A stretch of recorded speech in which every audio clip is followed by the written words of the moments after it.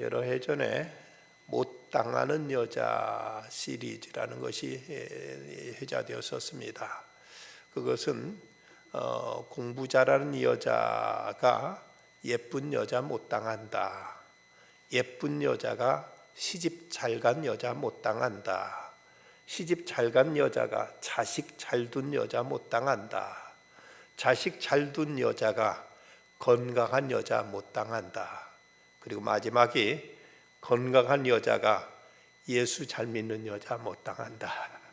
그 말에는 아멘 하시고 싶죠. 뭐 나름대로 또 일리도 있고 또 어떤 것은 또 과연 그렇다고 할 수 있을까 하는 또 있을 줄 압니다.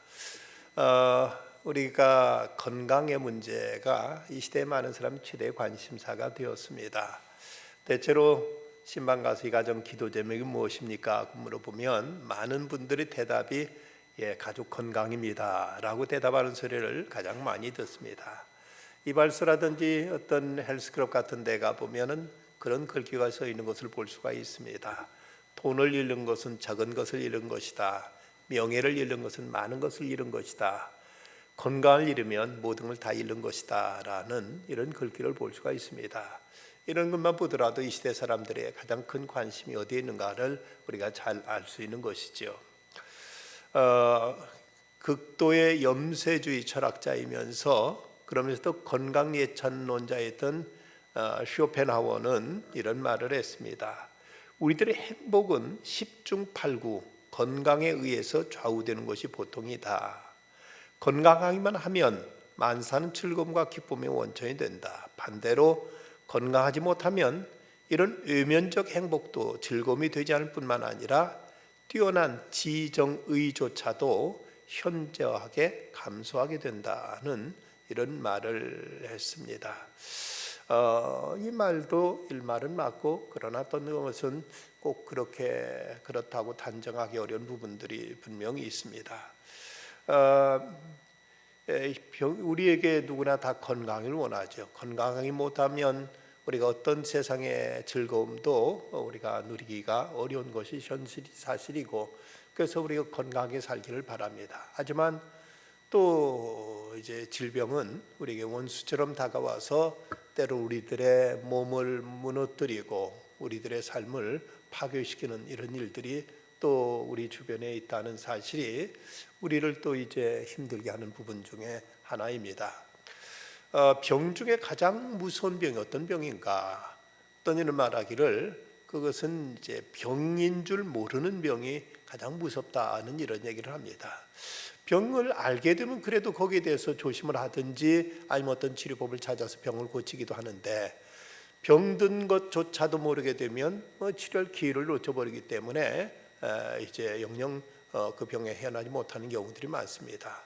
그 병이 바로 이제 소위 간 질환, 간은 절반이 상해도 그 증세가 나타나지 않아서 모르고 있다가 한 3분의 1쯤에 간이 망가지면 그때서 증세가 나타나는데 이미 그때는 때를 놓쳐버려서 회복하기 대단히 어렵다는 이런 얘기를 합니다. 이것보다 무서운 병은 또 합병증이라고 하죠. 소위 그 에이즈, 후천성 면역결핍증이라는 것은 그 자체는 대단하지 않지만 이것이 무서운 것은 면역결핍증으로서 이 에이즈에 걸리게 되면은 감기 하나만 걸려도 그것을 이겨낼 수 있는 이제 면역력이 무너져 버리기 때문에 아주 사소한 병에도 이제 그 건강이 치명적인 손상을 입을 수 있다는 점에서 이런 그 합병증, 후천성 면역결핍증이 이렇게 무섭다고 얘기를 합니다. 또 하나 무서운 것은 이제 전염병을 생각할 수 있죠. 자기만 죽는 것이 아니라 다른 사람까지도 병들게 하고 다른 사람까지도 이제 사람을 망가지게 하기 때문에 이 전염병이라는 것이 그토록 무서운 병입니다. 하지만 가장 고약한 병, 가장 어쩌면 좋지 않은 병은 바로 정신병이 아닌가 하는 생각을 갖게 됩니다. 육체적인 질병은 분명 우리를 고통스럽게 하는 것은 사실이지만 또한 한편 우리에게 기여하는 부분, 또 우리를 각성시키고 우리로 하여금 이제 새롭게 하는 부분들도 분명히 있습니다. 영국의 그 이제 설교가 있던 조지 박스는 말하기를 그 병들면 마귀도 악마도 천사가 된다는 그런 말을 했습니다. 우리가 병을 통해서 얼마나 자신을 돌아보면서 이제 하나님 앞에 겸손해지고 그리고 자기 인생의 어떤 이제 그 잘못된 것을 스스로 돌이키면서 바르게 각성하게 되는 이런 일들이 많이 있습니다. 그런 면에서 육체적인 질병은 분명 우리에게 고통스러운 사실이지만 그러나 그것으로 인해서 우리가 가져다 준 유익도 분명히 있습니다. 송명희 시인 같은 사람 또는 헬렌 켈러 같은 이런 이제 분들은 그 말할 수 없는 고통이 있었지만 오히려 그걸 듣고 일어나서 저들은 영적으로 참으로 성숙했고 인격적으로도 대단히 어떤 그 고매한 이런 인격을 이뤘던 것을 볼 수가 있습니다. 한신대학교 학장을 지냈던 김정준 목사님, 이분은 폐병 3기로 마산요양소에서 결핵요양소에서 죽음의 고비를 넘나들었던 분입니다. 그런데 그곳에서 이제 그 투병생을 통해서 예수님을 인격적으로 만나고 깊은 하나님의 은혜를 체험하고 나서 그리고 나와서 그분이 썼던 책 제목이 무엇인가 하면 삶에 이르는 병이라는 이런 책을 썼습니다.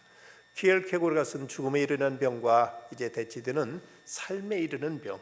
오히려 그는 자기가 겪었던 그 결핵으로 인해서 그는 오히려 이제 생명을 얻게 되었다. 영적인 생명을 얻게 되었다고 이렇게 말하고 있습니다. 혹자는 말하기를 훌륭한 목회자가 되기 위해서는 몇 가지 갖춰야 될 것이 있는데 그 중에 하나가 실력도 있어야 되고 또 하나 영력도 있어야 되는데 또 하나 병력도 필요하다고 이렇게 얘기하는 분이 있습니다.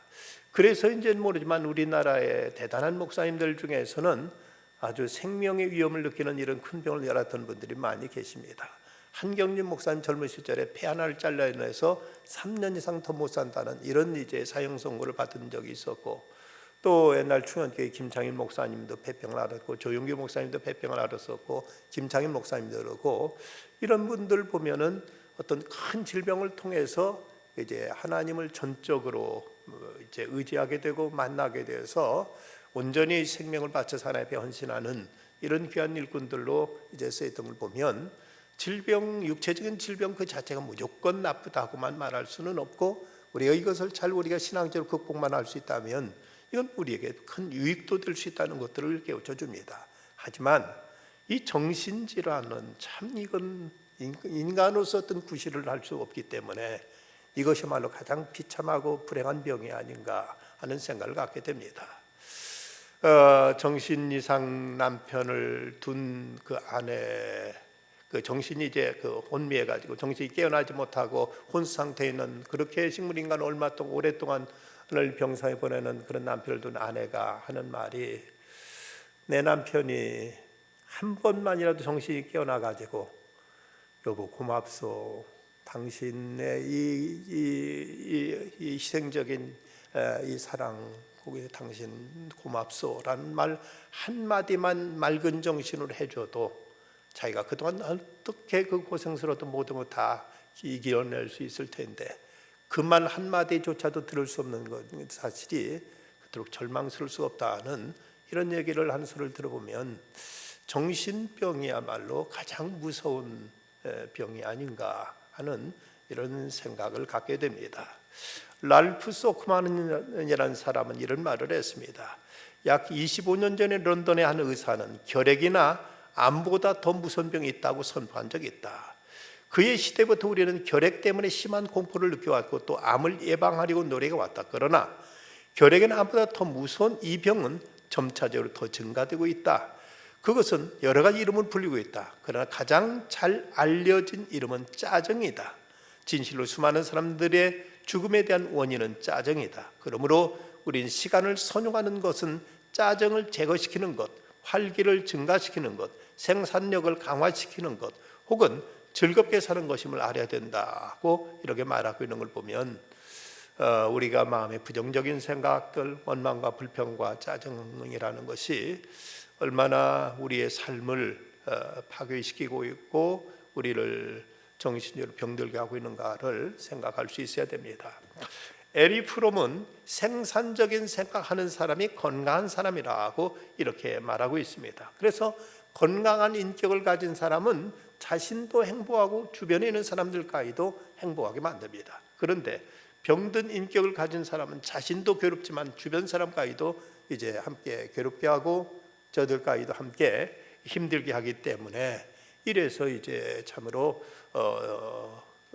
이제 그 주변 모두에게 큰 고통을 주는 것이 사실입니다.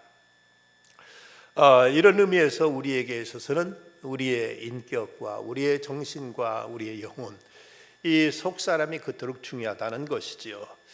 여러분, 이제 우리가 내가 사유를 병들게 하는 것일까, 아니면은 사유가 나를 병들게 하는 것일까 생각해 보면, 사람 모든 것을 밖에서 어떤 원인을 찾으려고 하지만 많은 경우 내 자신으로부터 문제가 있다는 것을 우리는 알아야 됩니다.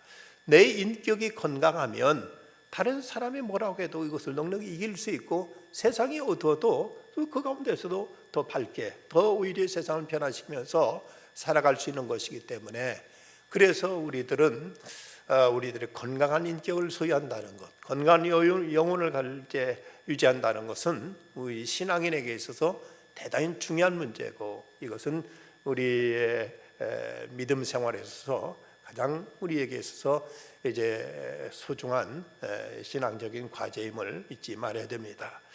오늘 말씀에서 사도 바울은 이제 14절 15절 이렇게 기도하고 있습니다. 이러므로 내가 하늘과 땅에는 각 족속에게 이름을 주신 아버지 앞에 무릎을 꿇고 비노니.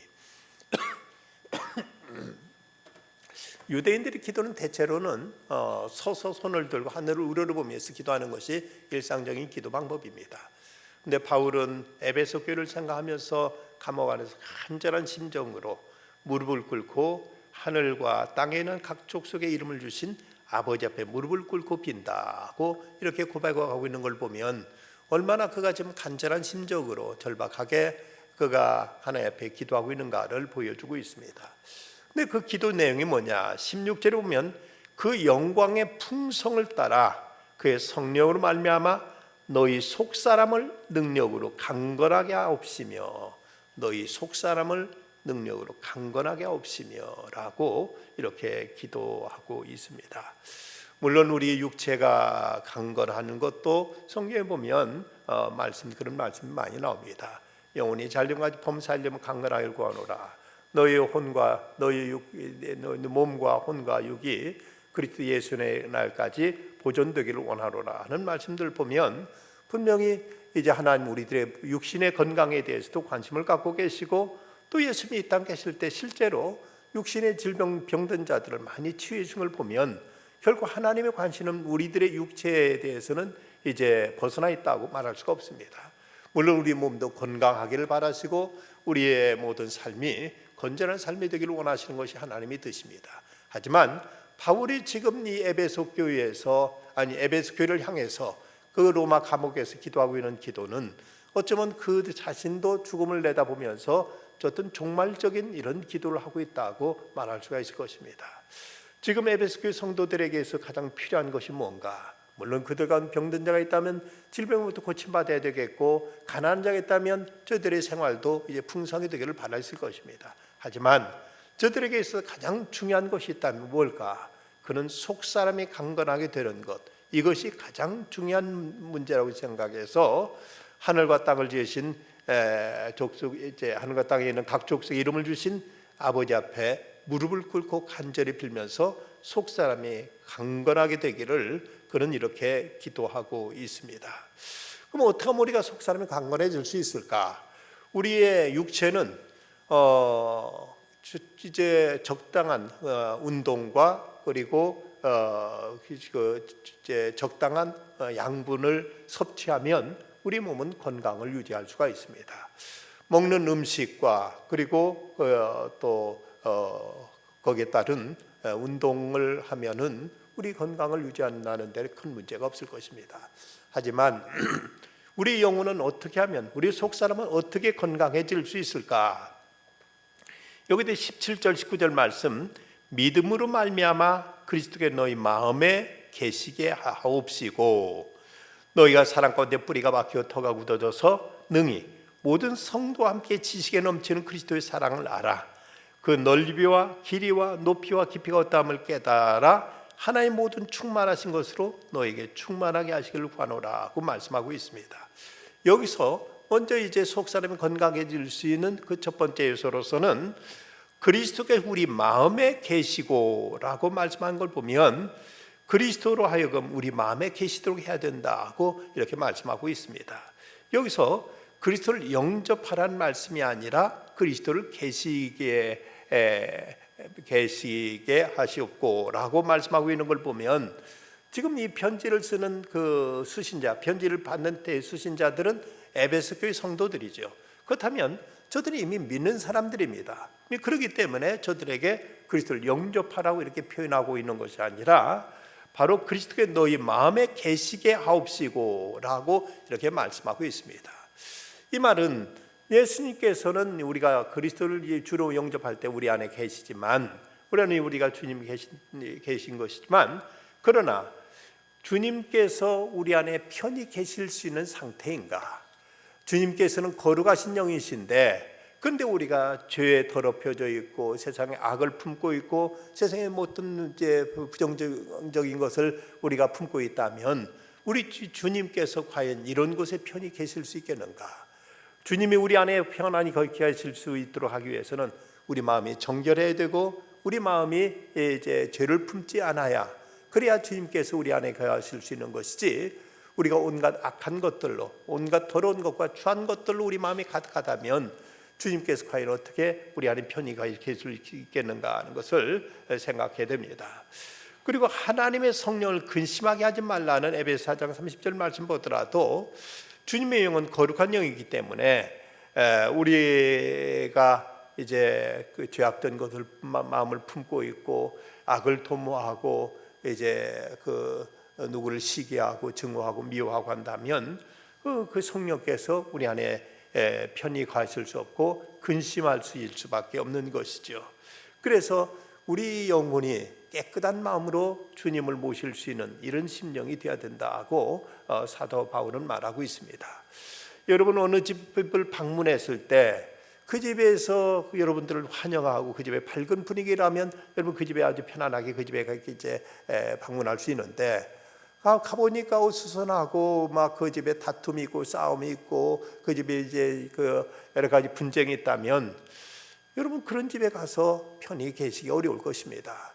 어쨌든 그 집이 평안해야 여러분도 그 집 가서 얼마 동안이라도 같이 있을 수 있지. 그 집이 이제 이런저런 불편한 일들로 막 그 집안이 요란하다면 그런 곳에 같이 하기 어려운 것처럼 우리 마음도 하나님의 은혜 가운데서 마음이 평온히 이루어지고 우리 마음속에 더러운 것과 추악한 것들과 악한 것들을 우리가 멀리할 때 그럴 때 주님은 우리 가운데 평안히 임재하시며 우리 가운데 주님은 진히 함께하여 주실 것입니다. 미국의 유명한 적극적인 사고방식을 주창했던 노만 빈센트 필 박사는 그리스도인의 건강의 비결을 이렇게 말했습니다. 10가지 비결을 말하면 첫째, 병이 생기면 의사를 부르듯 목사를 부르라. 둘째, 당신의 몸과 마음, 영혼의 완치자는 예수 그리스도라는 사실을 믿어라. 셋째, 당신의 몸은 영혼의 성전이라는 사실을 알고 그걸 귀중하게 취급해라. 넷째, 모든 복수심과 미움을 버려라. 다섯째, 당신의 담당 의사를 위해서 기도해라. 여섯째, 매일 운동하고 성경 읽고 기도드리면 당신의 몸과 마음과 영혼이 튼튼해진다. 일곱째, 건강을 생각하여 당신 자신이나 사랑한 자들의 악의를 품지 말아라. 여덟째, 창조주 하나님이 건강의 원천이라는 사실을 알아라. 아홉째, 성경에 기록된 건강의 규칙들을 연구하고 실천해라. 열 번째, 치료자는 의사지만 완치자는 하나님이심을 믿어라고 이렇게 우리가 건강할 수 있는 비결들을 그런 신앙적인 입장에서 이렇게 얘기하고 있습니다. 그리스도를 먼저 우리가 건강을 위해서 속사람이 건강하기 위해서는 그리스도로 모셔야 된다. 그리스도로 하여금 우리 안에 거하시도록 해야 된다고 이렇게 말씀하고 있습니다. 두 번째는 그리스도의 사랑을 깨닫고 그 사랑 안에 거하라고 말씀하고 있습니다. 그리스도의 사랑을 깨달을 때 우리 영혼이 건강해진다는 것이지요. 너희가 사랑 가운데 뿌리가 박히고 토가 굳어져서 능히 모든 성도와 함께 지식에 넘치는 그리스도의 사랑을 알아. 그 넓이와 길이와 높이와 깊이가 어떠함을 깨달아. 그래서 안다는 말은 어떤 지성적인 어떤 의미를 포함하고 있지만, 깨닫는다는 것은 어떤 지식적인 것보다는 어떤 영적인 이런 인식을 말하고 있습니다. 우리가 머리로 생각해서 알 수 있지만 성령의 조명을 통해서, 하나님의 계시를 통해서 그리스도의 사랑을 우리가 깨달을 때, 이럴 때 우리 영혼 안에서 그야말로 기가 뿜어져 나오면서 우리는 건강한 속사람을 이룰 수 있다는 것이죠. 에베트 박스라는 사람이 사랑의 위대함과 아름다움에 대해서 시적으로 멋지게 표현한 내용이 있습니다.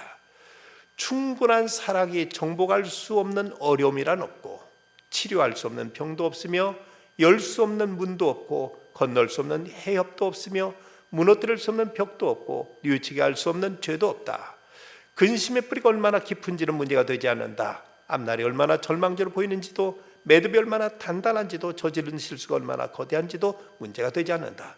충분한 사랑은 이 모든 걸 녹여버릴 것이다. 충분한 사랑을 할 수만 있다면 당시 이 세상에 제일 행복하고 건강한 사람이 될 수 있다고 이렇게 말하고 있습니다.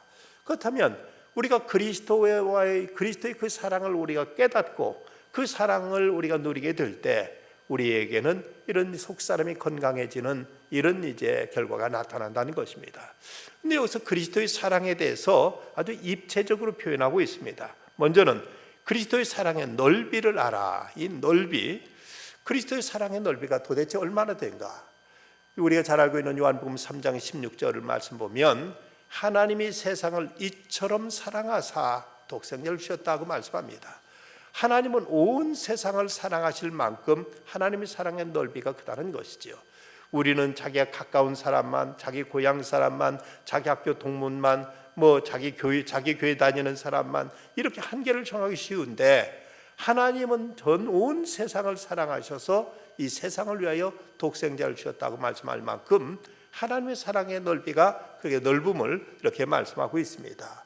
그럼 그 길이에 대해서 말씀하고 있는데, 주님의 사랑은 얼마나 그 길이가 긴가? 주님은 이미 창세전부터 우리를 예정하시고 선택하셔서 또 영원까지 우리를 사랑하시는 그 사랑의 길이입니다. 사람의 사랑은 변덕이 심해서 잠시 사랑했다 미워하고 배신하고 이제 이 사랑의 변덕이 죽글떡하지만, 하나님의 사랑은 영원히 변하지 않는 이런 그 영원한 사랑임을 말씀하고 있습니다. 탕자를 사랑했던 그 아버지는 탕자가 회개하고 돌아올 때 그때만 사랑한 것이 아니라 이미 그가 집을 나가기 전부터, 그리고 나갔을 때도, 그리고 돌아오고 나서도 어느 때까지나 그 아들을 사랑했듯이 바로 하나님의 사랑의 길이도 영원 전부터 영원 후지 저 영원까지 우리를 사랑하신다고 말씀하고 있습니다.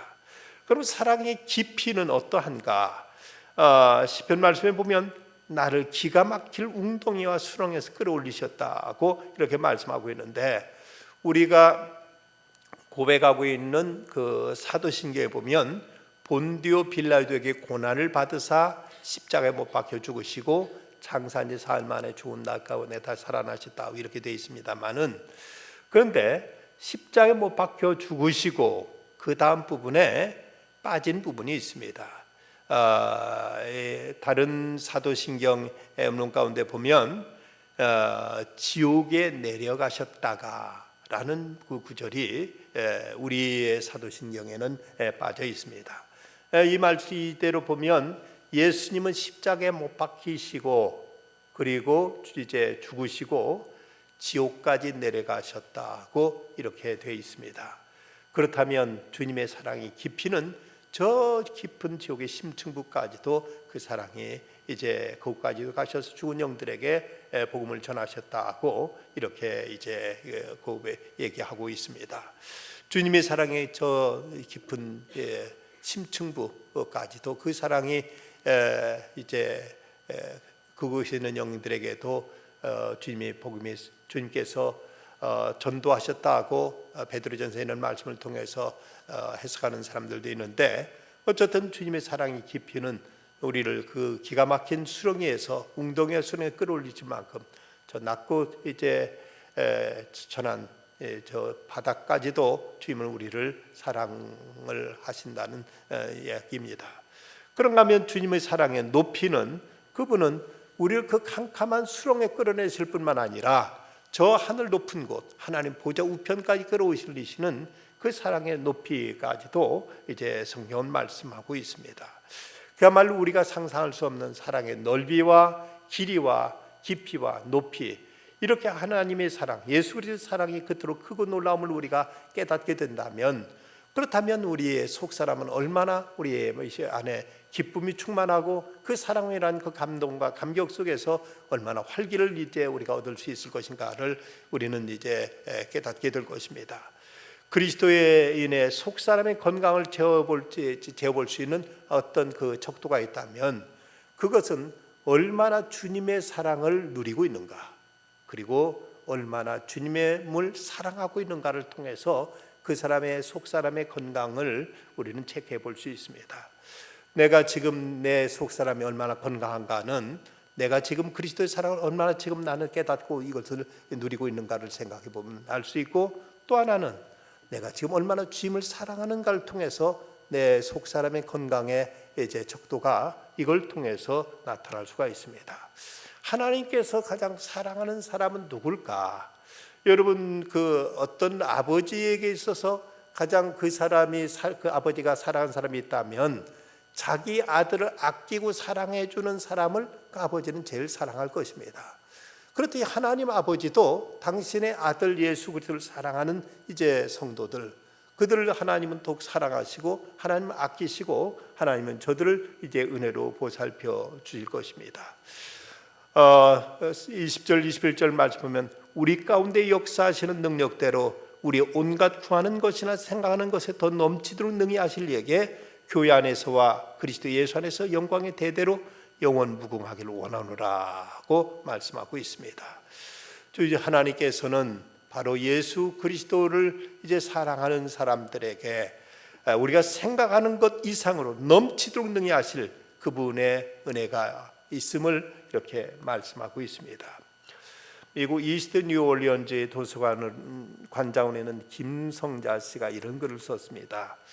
한국 대기업 회장이 있었는데 그의 외동아들이 미국에서 MBA 과정을 하던 중에 교통사고로 참변을 당했다. 그 뒤 아들의 생을 기리기 위해 아들의 이름을 따서 미술관을 설립했다. 그런데 IMF로 하루아침에 몰락하게 된 그 기업인은 미술관의 소장품을 경매하기로 했다. 경매가 시작되자 제일 먼저 올라온 품목은 그의 아들의 초상화였다. 50만 원에 시작된 경매는 결국 5만 원까지 내려왔다. 그때 누군가가 사겠다고 손을 들었다. 그의 집에 일하는 정원사였다. 그는 그 아들을 어릴 때부터 보살펴온 아저씨로 그 초상화를 기념으로 갖고 싶어 했다. 초상화 경매가 끝나고 정원사에게 그 그림을 넘겨주려는 순간 그림틀 뒤 흰 봉투가 보였다.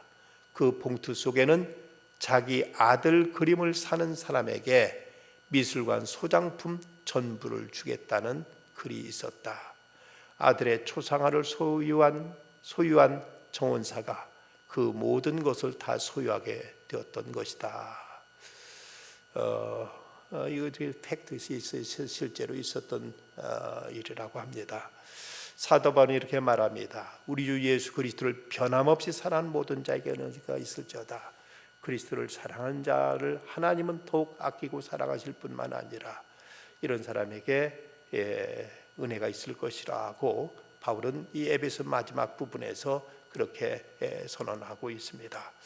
우리는 주님의 사랑을 알고 그 사랑을 누리고 그분을 사랑할 때 우리 속사람이 건강해짐을 깨달아야 되겠습니다.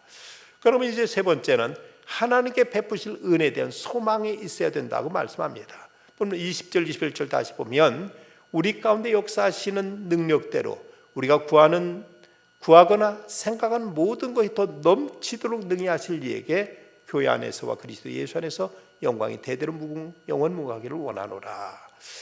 우리의 기대 밖으로 우리에게 은혜를 베푸실 그 하나님의 사랑, 우리가 구하거나 생각하는 것보다 더 넘치도록 능히 하실 그분의 은혜를 우리가 믿을 때 여기에 대한 소망이 우리에게 가득할 때 우리 속사람은 이제 건강하게 될 것입니다. 우리가 왜 마음이 답답하고 괴롭고 우리가 우울하고 우리가 좌절과 절망에 빠지는가? 바로 소망을 잃어버리기 때문입니다. 소망이 없기 때문에 그렇죠. 하지만 우리에게 주님이 약속하신 그 소망이 넘치게 될 때 우리는 어떤 조건에서도 어떤 상황에서도 우리는 기뻐할 수 있고 담대할 수 있고 우리 속사람은 이제 은혜로 충만해서 우리는 이제 활기가 넘치는 이런 이제 기쁨을 우리는 구가할 수 있게 되는 것입니다. 우리에게 있어서 하나님 베푸실 그 귀한 축복에 대한 기대, 하나님의 약속에 대한 설레는 마음으로 이걸 믿고 우리가 소망하게 될 때 우리 속사람은 날마다 기쁨과 감격 안에서 우리는 날마다 새로움을 누리게 될 것이란 얘기죠. 미국의 어느 돈 많은 부자가 잭슨이라는 흑인 가정부를 두고 있었는데 이 부자는 돈도 이제 돈 문제도 있었지만 가정 문제도 없이 복잡했다고 합니다. 항상 다투고 근심하고 수면제를 먹어야만 이제 잠들 수 있는 형편이었는데, 그런데 이 가정부에 있던 잭슨이라니 그 흑인 아주머니는 언제나 항상 그 찬송의 입에서 떠나지 않더랍니다. 늘 명랑하고 밝은 모습을 보고 주인이 나는 이게 돈이 많아도 걱정이 많은데 아주머니는 남의 집에 살면 늘 기뻐하니 그 이유가 도대체 뭐냐고 물었습니다. 그러자 이 아주머니가 대답한 말이 나는 당신처럼 돈이 없으니까 잃어버릴 염려가 없고 집이 없으니까 불날 염려가 없고 명예가 없으니까 너한테 욕할까 걱정할 것도 없고 이미 병들어 죽을 뻔한 몸이니 건강 때문에 걱정할 것도 없고 이제 다시 아프면 불편한 몸 벗어버리고 하나님께 가게 되니 아무 걱정도 없고 아무 소원도 없다고 이렇게 말하더랍니다.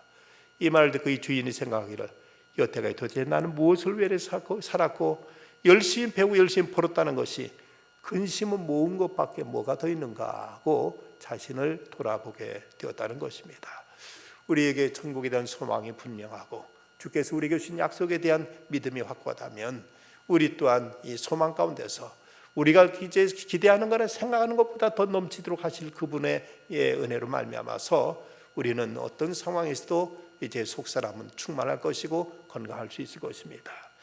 어느 병중에 있는 환자의 기도문 가운데 이런 기도가 있습니다.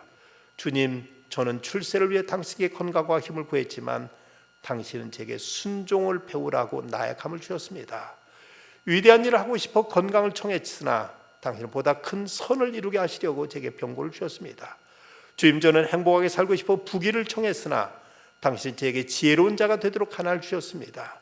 주님, 저는 만민이 우러러 존경할 수 있는 자가 되고 싶어 명예를 청했으나 당신은 저를 비참하게 만드시어 당신만을 필요로 하게 해주셨습니다. 홀로 있기가 외로워 우정을 청했으나 당신은 세상 형제들을 사랑하라고 제게 넓은 마음을 주셨습니다. 주님, 저는 당신께 나의 삶을 즐겁게 하기 위하여 모든 걸 청했으나 당신은 모든 사람들을 즐겁게 해줘야 하는 삶의 길을 제게 주셨습니다. 제가 당신께 청한 것은 한 가지도 받지 못했으나 당신은 제게 바라시는 모든 걸 주셨습니다. 주님 감사합니다 라고 이렇게 기도하고 있습니다. 어쩌면 우리 믿는 사람들이 구해야 될 이런 기도의 자세가 아닌가 생각됩니다. 어떤 사람도 화를 자주 내고 성격이 급해서는 건강하기 어렵다고 합니다. 마음 평안하고 여유 있는 마음을 가져야 몸도 마음도 건강할 수 있는데 독일에서 탄광의 경도가 무너지는 바람에 거기에 이제 광부들이 갇혔는데 그러다가 이제 뭐 전화선도 통하지 않고 완전히 모두가 차단된 상태에서 일주일 후에 거기서 이제 구출이 됐는데 한 사람만 빼놓고 모든 사람이 다 구출됐는데 한 사람 죽은 사람이 누구였는가 하면은 그 갱도 안에 갇힌 사람이 유일하게 시계를 차고 있었던 사람이라고 합니다. 딴 사람은 시간 가는 거 이제 딱 내려놓고 이제 편안히 기다렸는데 이 사람은 째깍째깍 시계에 돌아가는 보면서 이거 몇 시간 됐는데 며칠 지났는데 자꾸 이걸 하면서 조급하게 기다리다 이 사람은 그만 죽고 말았고 다른 사람은 다 구출되었다는 것입니다. 미국에 발행되는 토요 리뷰, 세터디 리뷰의 노만 카슨 편집장이 난치병에 걸린 적이 있었는데 모든 관절이 약해져서 몸을 움직일 수 없는 아주 고약한 병이었습니다.